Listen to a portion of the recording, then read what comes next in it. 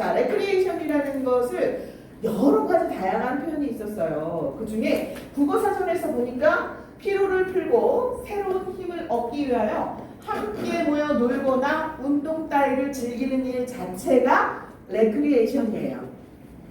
요렇게 하는 거. 그렇다면 여기 나와 있는 것처럼 피로를 풀어야 되죠. 그런데 레크리에이션 하면서 피로를 갖게 하면 돼야 안 돼요?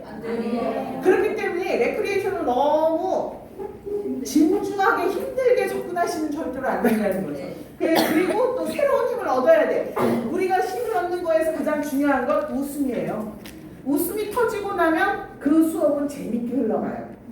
그래서 새로운 힘을 함께 모여서 놀거나 운동 따위 하는 일이고요. 자, 레크리에이션 제가 할 때 가장 주의하는 것들이 이렇게 있어요. 첫 번째는 대상입니다. 대상. 이 어르신들이 몇 살인가? 그 다음에 또 남자는 몇 명이고 여자는 몇 명인가? 자, 여러분들 남성분들이 많이 레크리에이션에 참여할 것 같으세요? 여성분들이 많이 참여할 것 같으세요? 여성분들이 참 많이 참여합니다. 그럼 남성분들은 어떨까요? 잘 안 하세요. 그래서 저는 레크리에이션을 강의할 때 가장 많이 하는 방법이 뭐냐면 남자들을 많이 지켜 세워줘요. 너무 잘하셨습니다. 이렇게. 그러니까 그렇게 하시면 좋을 것 같고요. 그 다음에 수준이라는 것은 뭐냐면 노래를 하는 수준도 있어요. 또 보니까. 왜냐면 70, 80, 지금 70대, 80대 세대를 가만히 보면 그 중에도 뭐 이렇게 좋아하는 노래들이 각각 다 달라요. 그러면 이분들이 도대체 어떤 노래를 좋아하는지 저는 알아보고 갈 때도 있거든요. 그 노래로 준비해 갑니다. 내 마음대로 노래도 준비하는 게 아니에요. 그분들이 좋아하는 노래 위주로. 그 다음에 규모. 동작구청에서 이제 나오는데 마침 전화가 왔는데 인원이 많지 않습니다. 10명에서 20명 사이일 것 같습니다. 그러시더라고요. 그래서 괜찮습니다. 인원, 그 다음에 장소는 아파트래요. 예산은 얼마인지 얘기해 주는데 내가 원했던 것보다 약 3만 원이 쌌어요. 그런데 제가 그냥 괜찮아요 했어요. 그 정도는. 자, 그리고 환경을 가만히 보면 시간, 계절, 음향, 장식 이런 것들도 보시면 되죠. 자, 중요한 거 예산에서 들어갈 게 하나 있네요. 예산에서 중요한 건 뭐냐면 예산이 내가 강의하는 것 이외에 저 그런 것도 물어보거든요.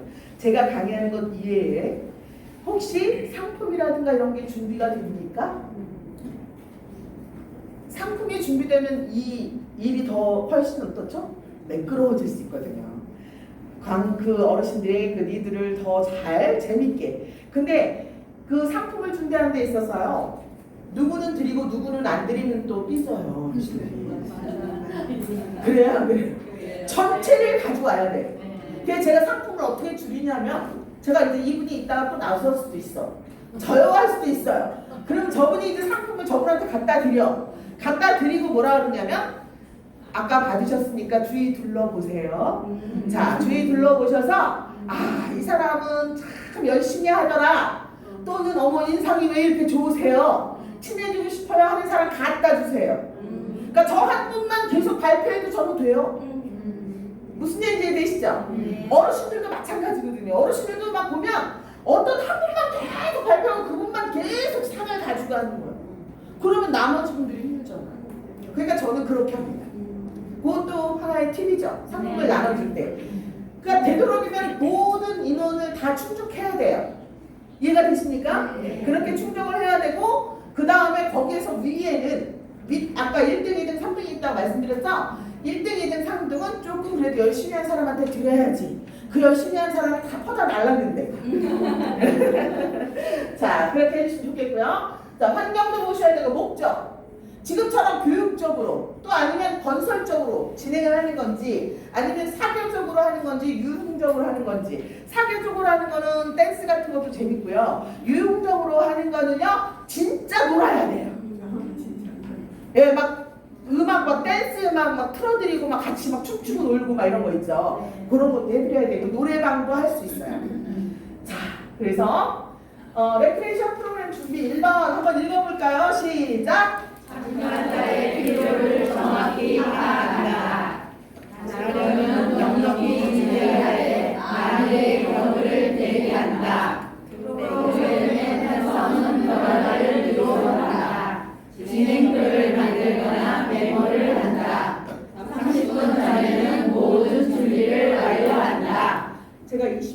동안 강의를 하면서 가장 중요하게 생각한 게 뭐냐면 시간 지키기예요. 그리고 새로운 장소에 올 때는 무조건 30분 전에 갑니다. 그래서 30분 전에 가서 내가 세팅을 다 해보고 안 되는 부분이 있으면 그 안 되는 부분을 다시 바꿔보거나 나한테 맞추려고 노력을 하고요. 안 되는 건 어떻게 해야 돼요? 과감하게 포기하세요.